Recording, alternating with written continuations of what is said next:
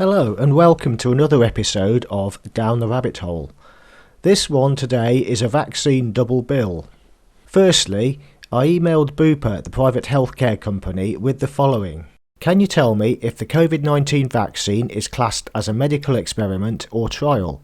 If this is the case, would somebody who has had complications, injuries or even death as a result of having this vaccine be covered by your health insurance? They did get back to me, however, they didn't say whether it was a trial or not, but they did say the following. I would need to let you know that we do not cover for complications arising from vaccinations, including the COVID-19 vaccination.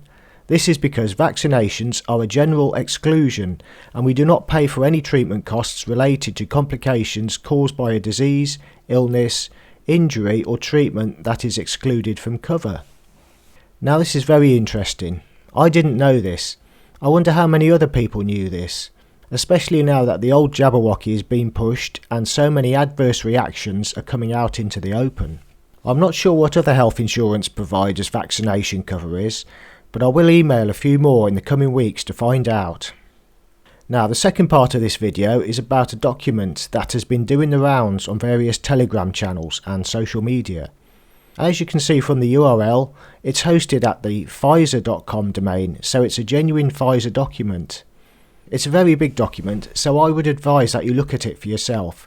The link is in the description and on the website. Now firstly, the abbreviations AE and SAE. In section 8.3, they are defined as adverse events and serious adverse events. The actual definitions are in Appendix 3 of this document, but I won't go into that here. The parts that I will go into are pages 67 to 69 and 132. What is particularly worrying here is what is said about pregnant and breastfeeding women. In section 8.3.5, exposure during pregnancy or breastfeeding and occupational exposure. So 8.3.5.1, exposure during pregnancy or EDP. An EDP occurs if a female participant is found to be pregnant while receiving or after discontinuing study intervention. A male participant who is receiving or has discontinued study intervention exposes a female partner prior to or around the time of conception. A female is found to be pregnant while being exposed or having been exposed to study intervention due to an environmental exposure. And below are examples of environmental exposure during pregnancy. A female family member or healthcare provider reports that she is pregnant after having been exposed to the study intervention by inhalation or skin contact. A male family member or healthcare provider who has been exposed to the study intervention by inhalation or skin contact then exposes his female partner prior to or around the time of conception.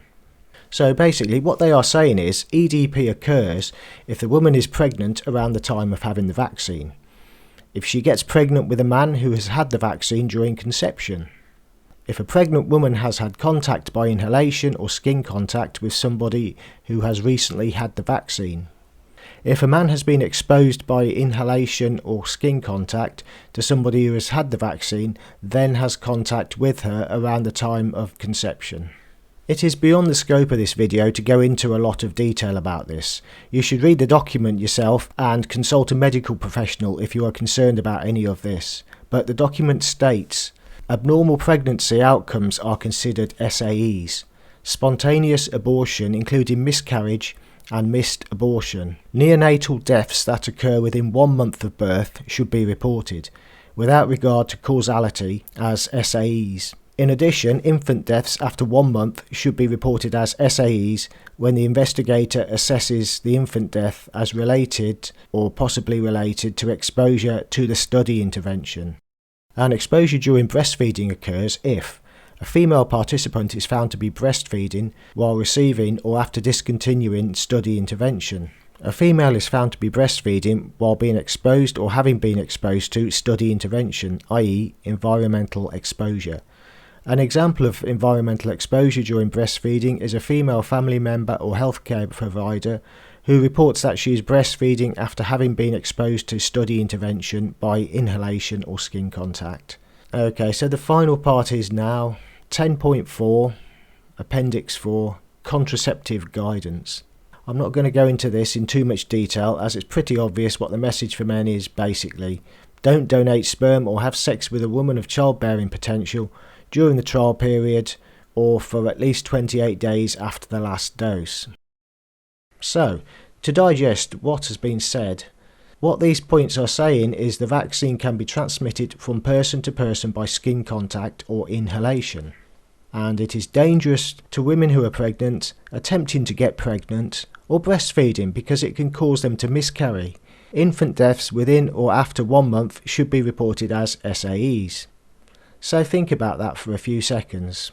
Pfizer clearly know there is a danger here.